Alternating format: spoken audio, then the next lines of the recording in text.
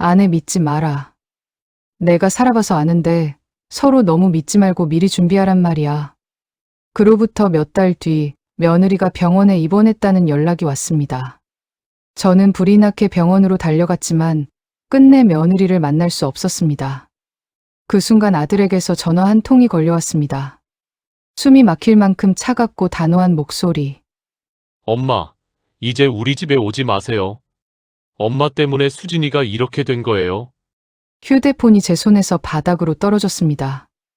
그 뒤로 아들은 제 전화를 받지 않았고 손주는 제 얼굴만 봐도 울며 말했습니다. 할머니 오면 우리 엄마 또 아파져. 할머니, 싫어. 안녕하세요. 저는 충남 공주시 유구읍에 사는 김순애라고 합니다. 아들이 결혼한 지 석 달, 며느리 수진이가 첫집들이를 한다고 연락이 왔습니다. 신혼집이라 해봤자 전세투룸이지만 목소리만 들어도 들떠 있는 게 느껴지더라고요. 엄마, 꼭 오셔야 돼요. 수진이가 며칠째 준비하고 있어요. 그렇게 밝게 말하는 아들 목소리를 들으니 괜히 저도 설레는 마음이 있었습니다. 집들이 날 문을 열고 들어서니 좁은 거실에 새 식탁 하나를 놓고 그 위에 음식이 가득 차 있더군요.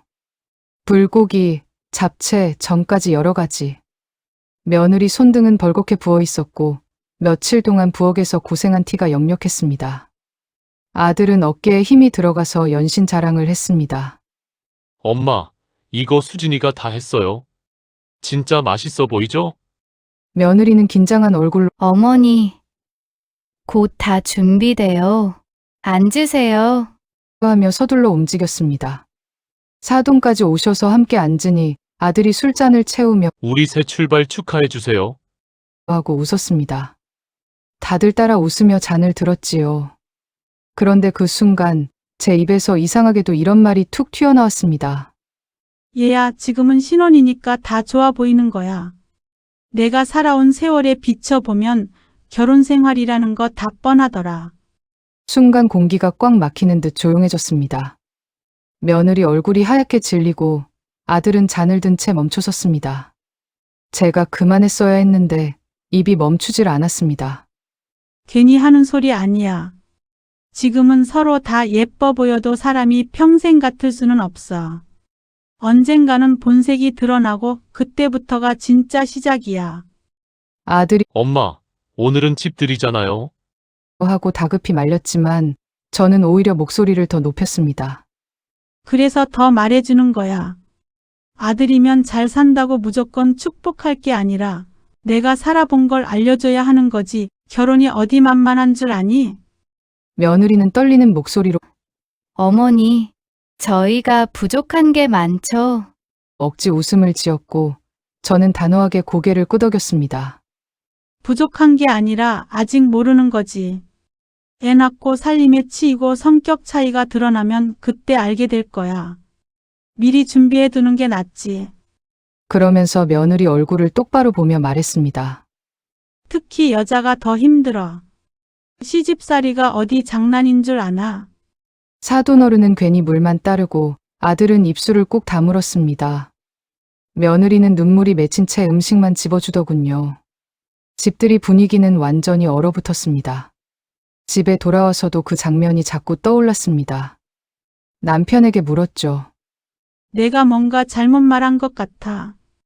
남편은 늘 그렇듯 무심하게 듣고만 말더군요. 하지만 저는 지금도 이렇게 생각합니다. 좋은 뜻에서 한 말이었을 뿐이라고. 경험에서 나온 충고였다고. 그럼에도 이상하게 마음이 무겁습니다. 다들 제 말을 불편해했지만 정말 제가 틀린 걸까요? 아니면 요즘 젊은 사람들이 너무 예민한 걸까요? 집들이가 끝난 지 보름쯤 지났을까요? 그날 저는 근처에 일이 있어 아들네 집 앞을 지나게 됐습니다. 문득 생각이 들었죠. 애들 잘 지내나? 수진이가 집은 잘하는가? 연락을 하지 않고 바로 초인종을 눌렀습니다. 며느리가 놀란 얼굴로 문을 열더군요. 어머니, 오셨어요? 목소리에 당황이 묻어났습니다. 집 안에 들어서니 거실에 빨래가 널려 있고 싱크대에는 설거지가 쌓여 있었습니다. 신혼집이라면 반짝반짝해야 할 텐데 그 모습에 실망감이 확 밀려왔습니다. 수진아, 이게 뭐니? 집이 이렇게 어질러져 있으면 어떡하니? 며느리는 얼굴이 붉어지며 고개를 숙였습니다. 죄송해요. 회사에서 늦게 들어오다 보니 그 말이 끝나기도 전에 제 속에서 말이 튀어나왔습니다. 회사 다닌다고 집안일을 소홀히 하면 되겠니? 남편이 고생하고 들어와 이런 꼴 보면 기분이 어떻겠어? 며느리는 입술을 깨물며 고개를 끄덕일 뿐 아무 말도 못했습니다. 점심때가 되어 며느리가 밥상을 차리는데 반찬이 3가지뿐이었습니다. 김치, 계란 후라이, 콩나물 무침. 그 순간 또 화가 치밀었습니다. 이게 다야? 남편 밥상을 이렇게 차려서야 되겠니? 며느리는 억지로 미소 지으며 네, 어머니, 앞으로 더 신경 쓸게요라고. 답했지만 웃음 속에서 불안이 묻어났습니다. 저녁 무렵 아들이 돌아왔습니다. 며느리가 낮에 있었던 일을 털어놓은 모양이더군요. 아들 얼굴에 불편한 기색이 가득했습니다. 엄마, 수진이도 열심히 하고 있어요. 회사 다니면서 집안일까지 챙기는 게 쉽지 않잖아요. 저는 단호히 말했습니다. 그러니까 더 부지런히 살아야지. 내 성격 알잖아. 돌려 말 못하니까 그냥 말할게. 사람이 평생 같겠니? 지금은 괜찮아 보여도 언젠가는 이런 사소해 보이는 것들로 서로 원망하게 돼. 그때 가서 이혼 한 해 만에 말 나오면 이미 끝난 거야. 이미 서로 마음 닫고 등 돌린 다음이거든. 다른 마음 먹는다고. 그러니까 지금 신혼이라는 달콤한 말만 믿고 방심하지 마. 좋은 마음만으로는 못 버텨. 미리 각오하고 준비해야 해. 현실을 알아야 한다고 서로 너무 믿지 말고 미리 준비하란 말이야. 아들이 깊은 한숨을 내쉬며 말했습니다. 엄마, 저도 수진이도 아들, 며느리이기 전에 한 사람이에요. 어떻게 그런 말씀을 하세요? 저는 억울했습니다. 틀린 말했니 내가. 너네 아빠도 똑같았어. 처음엔 다 좋았어. 주변도 그래 끝까지 가는 거 없어. 내가 살아보니 그런 거야. 경험에서 나오는 말이지. 아들은 더 답답한 듯 목소리를 높였습니다. 엄마, 세상이 달라졌어요. 맞벌이가 당연한 시대예요. 그런데 엄마는 늘 엄마 시절 잣대만 들이대세요. 저는 굽히지 않았습니다. 사람 사는 건 다 똑같아. 남편 내조하고 집안 꾸리는 게 아내의 도리야. 그게 기본이야. 그 순간 며느리가 눈물을 글썽이며 중얼거렸습니다. 어머니, 저도 최선을 다하고 있어요.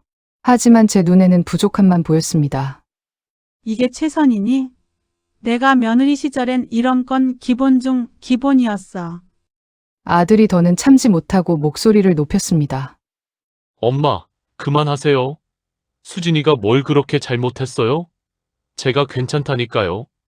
저는 끝까지 물러서지 않았습니다. 잘못이 없다고? 집은 엉망이고 반찬은 변변치도 않은데. 이게 잘하는 거니?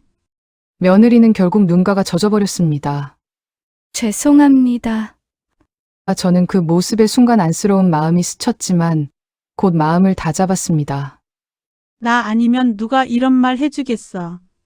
지금 혼내야 나중에 큰 문제가 안 생기지. 집에 돌아오는 길에도 제 생각은 같았습니다. 요즘 젊은 것들은 버릇이 없다. 시어머니 말은 불편해도 가슴에 새겨야 하는데 다들 변명부터 한다. 내 말이 틀렸을까? 아니다. 내가 살아본 게 얼만데. 이렇게 살림하면 언젠가 반드시 문제가 터질 거다. 저는 확신했습니다. 그날 밤 집에 돌아와 남편한테 하소연을 했습니다. 오늘 아들네 집에 다녀왔는데 수진이가 살림을 너무 허술하게 해. 반찬도 3가지가 전부고 집은 빨래랑 그릇이 그대로 쌓여 있더라니까. 남편은 TV 소리를 키워놓은 채 고개도 안 들고 말했습니다. 그래, 그러냐? 저는 순간 욱했습니다. 당신은 뭐가 그렇게 태평이야. 아들이 저렇게 사는 게 괜찮다는 거야. 이러니 내가 아니면 이 집안이 잘 굴러가겠냔 말이야. 당신이 아버지라면 제대로 한마디 해야 하는 거 아냐. 남편은 신문을 접지도 않은 채 한숨만 내뱉었어요. 당신 성격 알 텐데.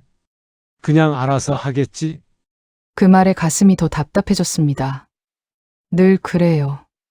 평생 가정사에 무관심했던 사람. 다 내 몫으로 떠넘기고 뒷짐만 지는 사람. 결국 내가 아니면 이 집을 지탱할 사람이 없다는 생각이 더 단단해졌습니다. 며칠 후 아들이 집에 왔습니다. 분위기가 심상치 않더군요. 밥을 먹다가 갑자기 아버지에게 말했어요. 아버지, 엄마가 수진이한테 너무 심하게 말씀하세요. 집안일 조금 부족할 수도 있지. 왜 늘 꼬투리만 잡으세요? 아버지는 왜 가만히 계세요? 문제를 외면하시면 누가 해결합니까? 남편은 숟가락을 내려놓더니 귀찮다는 듯 대꾸했어요. 내 엄마 성격 알잖아. 그냥 넘겨라. 아들이 눈을 치켜떴습니다. 넘기라고요? 아버지, 상처는 덮는다고 사라지는 게 아니에요. 덮으면 곪아요. 수진이가 요즘 얼마나 힘들어하는지 아세요? 울면서 잠드는 날이 많아요. 그 말에 저는 불편했습니다. 그게 다 저 때문이라는 뜻인가요? 그런데 남편은 또 한숨만 쉬면서 말했어요. 그럼 내가 뭘 어떻게 하라는 거냐? 그만해. 순간 아들이 탁자를 치며 목소리를 높였어요. 아버지는 늘 그러세요. 평생 이런 식이잖아요. 문제 생기면 모른 척, 귀찮으면 외면. 그런 태도 때문에 집안이 이렇게 된 거예요. 엄마는 엄마대로 숨막히게 잔소리하시고 아버지는 아버지대로 뒷짐지고 그 사이에서 저희는 어디로 가야 합니까? 남편은 인상을 찌푸리며 손사래를 쳤습니다. 쓸데없는 소리 그만해라. 피곤하구나. 아들은 더는 참을 수 없다는 듯 이를 악물고 말했어요. 아버지, 그런 말투 때문에 더 절망스러워요. 엄마가 고집으로 집안을 조이고 있는데 아버지가 중간에서 잡아주셔야 하는 거 아니에요? 그런데 늘 알아서 해라. 귀찮다로 끝내시잖아요. 저는 그 말을 듣고 참다 못해 끼어들었습니다. 그래서 내가 나서는 거 아니야? 당신이 무책임하니까 내가 며느리 잡는 거라고. 아들이 잘 되라고 가정이 망가지지 말라고 내가 이 고생을 하는 거야. 나 아니면 누가 해? 남편은 짜증스러운 표정으로 방으로 들어가 버렸습니다. 방문 닫히는 소리가 쾅 하고 울렸습니다. 식탁에는 저와 아들만 남았죠. 아들은 고개를 떨군 채 한숨만 쉬더니 중얼거렸습니다. 정말 답답하다고요? 엄마는 엄마대로 틀에 가두고 아버지는 아버지대로 외면하고 결국 저희만 다치고 있어요. 저는 그 순간에도 속으로 이렇게 생각했습니다. 봐라. 결국 내가 아니면 안 되는 거야. 남편은 평생 저 모양이지. 아들은 아직 세상 물정 모르지. 누군가는 이 집안을 바로 세워야 하는데 그건 결국 나밖에 없어. 지금은 원망하더라도 언젠가는 다 알게 될 거야. 내가 옳았다는 걸. 하지만 그날 저녁 집안 공기는 유난히 싸늘했습니다. 말끝마다 벽에 부딪히는 소리, 대화의 끈이 탁탁 끊어지는 느낌. 남편의 방관과 제 고집, 그리고 아들의 절규가 한 공간에서 엉켜버리니 집이 더 답답한 감옥처럼 느껴졌습니다. 추석이 되자 딸네 가족까지 모두 모였습니다. 집안 가득 퍼진 음식 냄새와 웃음소리에 오랜만에 화목한 분위기였죠. 거실 한쪽에서는 딸이 아이들과 수다를 떨고 사위는 남편과 술잔을 주고받으며 담소를 나누고 있었습니다. 며느리 수진이는 새벽부터 전 부치고 잡채 볶느라 지친 얼굴이 역력했지만 그래도 억지 웃음을 지으며 손님 대접을 이어가고 있었습니다. 손주 민수는 이제 말도 곧잘하고 장난도 늘어나 제법 활발했습니다. 그런데 그날따라 더 부산스러웠습니다. 소파 위에 올라갔다가 뛰어내리려다 결국 발을 헛디뎌 바닥에 쿵 하고 떨어진 겁니다. 아이 울음소리가 순식간에 집안을 흔들었습니다.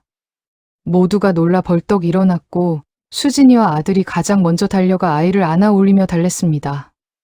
괜찮아, 민정아? 어디 다쳤어? 다행히 무릎만 살짝 긁힌 정도였지만 제 눈에는 그렇게 단순해 보이지 않았습니다. 내가 몇 번이나 말했니? 애 볼 땐 눈을 절대 떼면 안 된다고 했잖아. 저도 모르게 목소리가 터져 나왔습니다. 방 안 공기가 순간 싸늘하게 얼어붙었고 수진이는 고개를 떨군 채 아무 대꾸도 하지 못했습니다. 그때 아들이 나섰습니다. 얼굴이 붉게 달아올라 있었습니다. 엄마, 애들은 원래 이렇게 놀다가 넘어지기도 하는 거예요. 누구의 잘못도 아니에요. 그냥 흔한 사고일 뿐이에요. 저는 곧장 맞받아쳤습니다. 흔한 사고? 머리라도 박았으면 어떻게 했을 거야? 내가 그렇게 안일하게 생각하니까 내가 걱정하는 거잖아. 아이 키우는 건 장난이 아니야. 아버지라는 사람이 그렇게 무책임해서 되겠어. 뉴스 좀 봐라.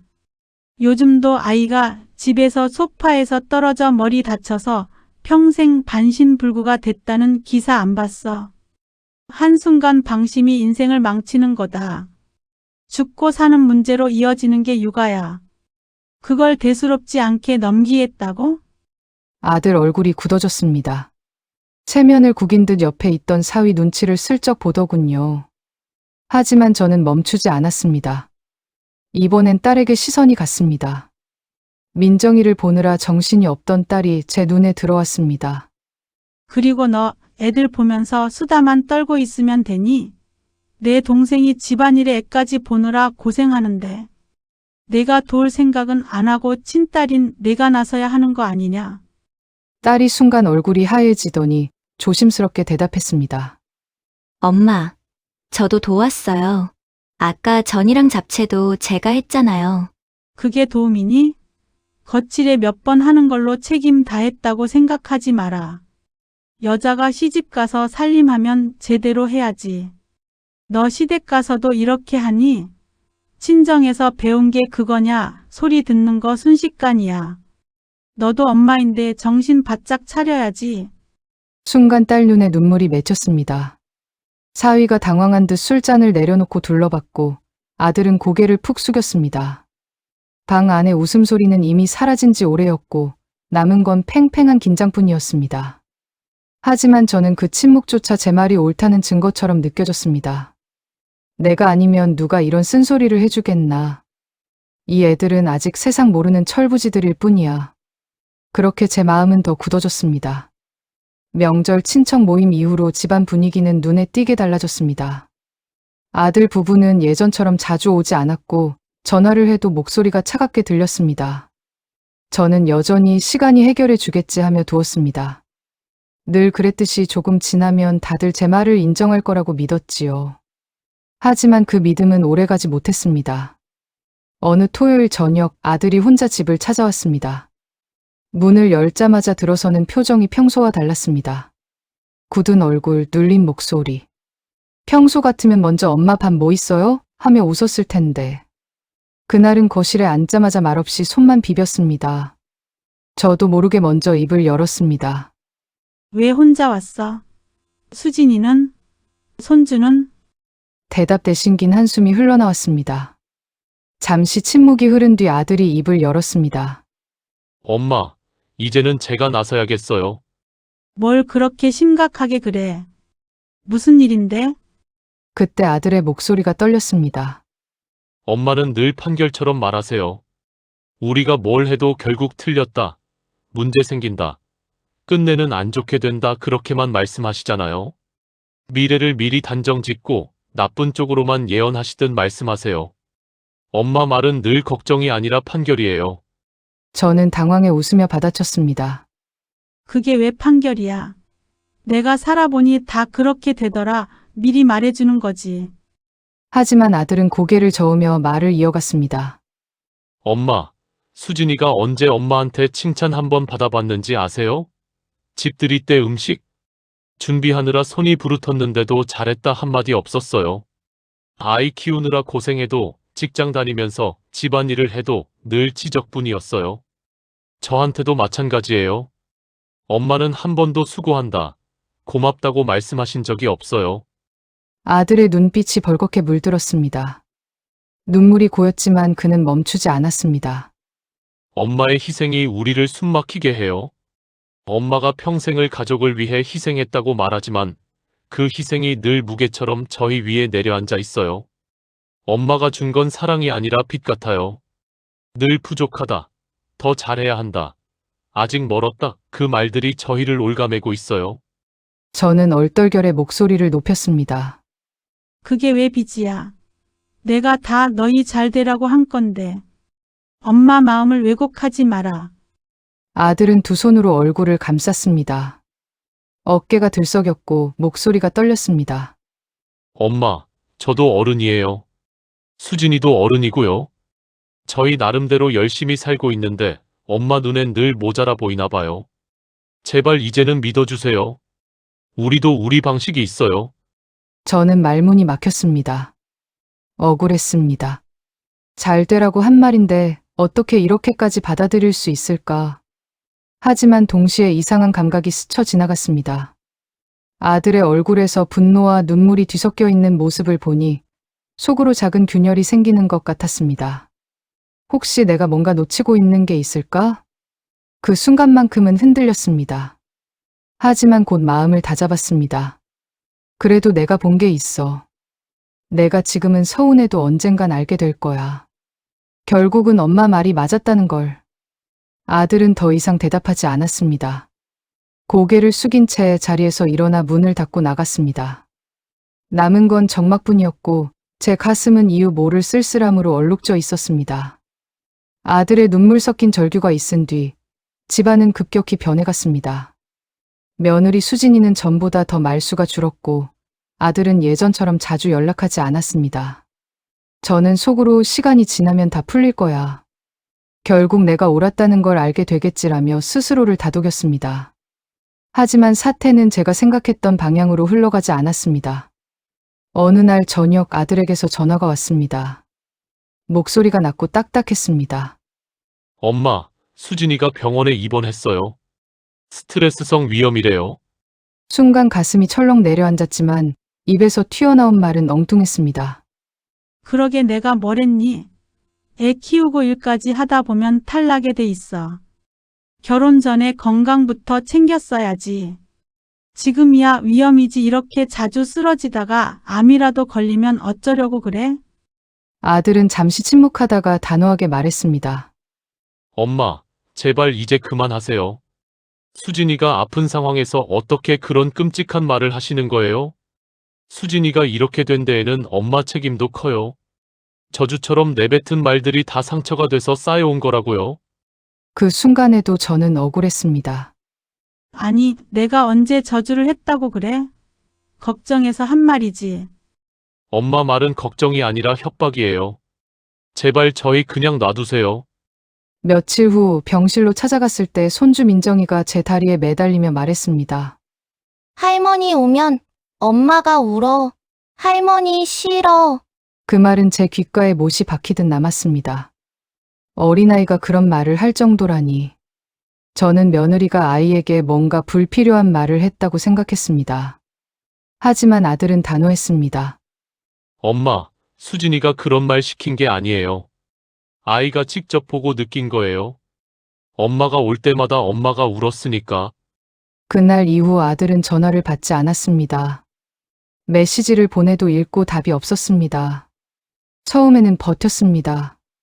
얼마 못 가 연락 오겠지. 결국은 나를 필요로 할 거야. 그러나 한 달, 두 달, 계절이 바뀌어도 연락은 오지 않았습니다. 명절에도 제 생일에도 집은 조용하기만 했습니다.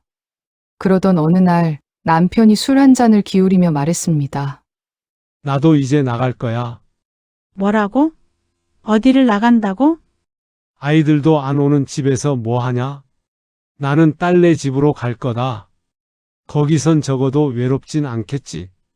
그 말은 제게 마지막 철퇴 같았습니다. 그렇게 남편마저 떠났습니다. 텅 빈 집에 혼자 남겨진 건 저뿐이었습니다. 세월이 흐르며 사람들의 발길은 완전히 끊겼습니다. 손주 사진만이 벽에 걸려 있고 TV 소리만이 집안을 메웠습니다. 처음에는 억울했습니다. 내가 뭐 그렇게 큰 잘못을 했다고.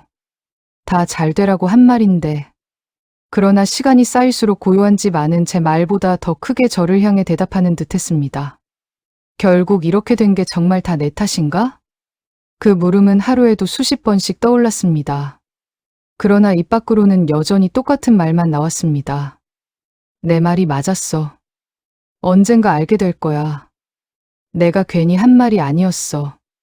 하지만 속 깊은 곳에서는 서늘한 공허가 점점 더 커져만 갔습니다. 혼자가 된 지 벌써 5년이 훌쩍 지났습니다. 달력은 수십 장이 찢겨나갔고 계절은 수없이 바뀌었지만 제 집은 늘 같은 풍경이었습니다.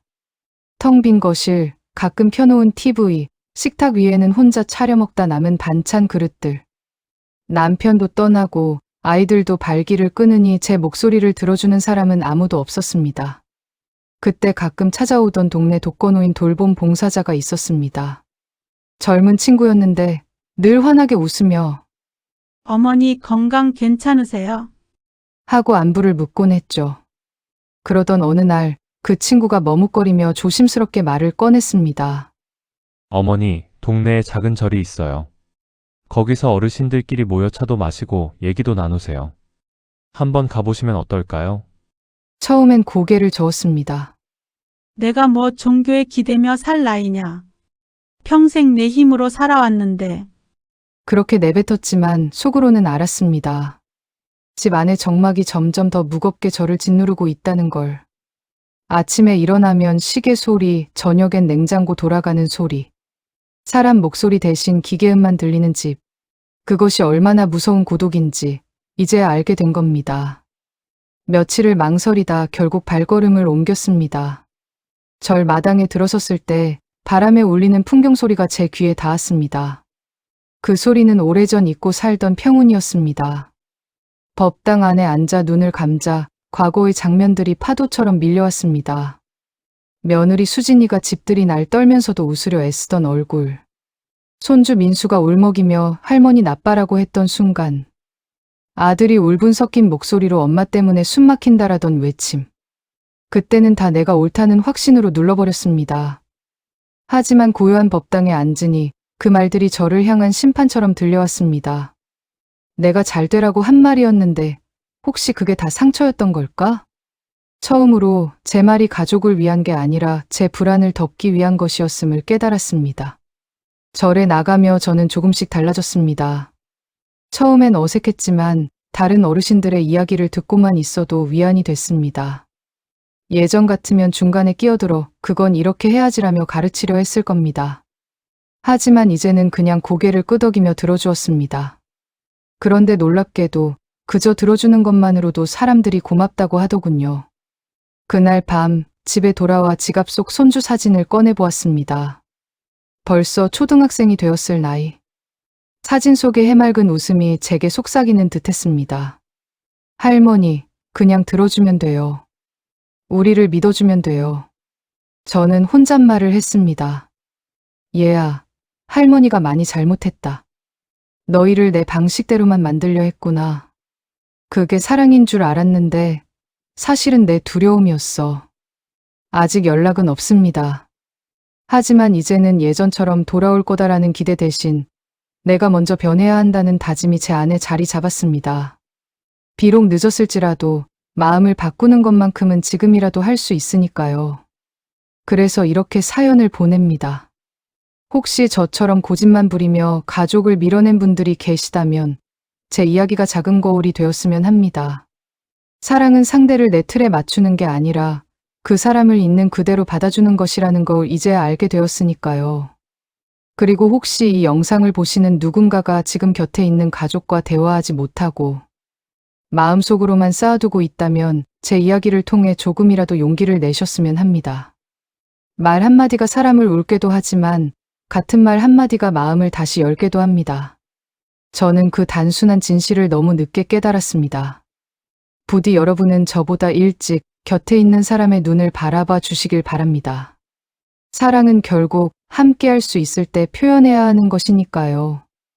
만약 제 이야기가 마음에 닿았다면 여러분의 생각도 댓글로 남겨주세요. 비슷한 경험이 있거나 하고 싶은 말이 있다면 함께 나눠주시면 좋겠습니다. 서로의 이야기가 누군가에게 또 하나의 거울이 되어줄 테니까요. 오늘도 제 이야기에 귀 기울여 주셔서 감사합니다.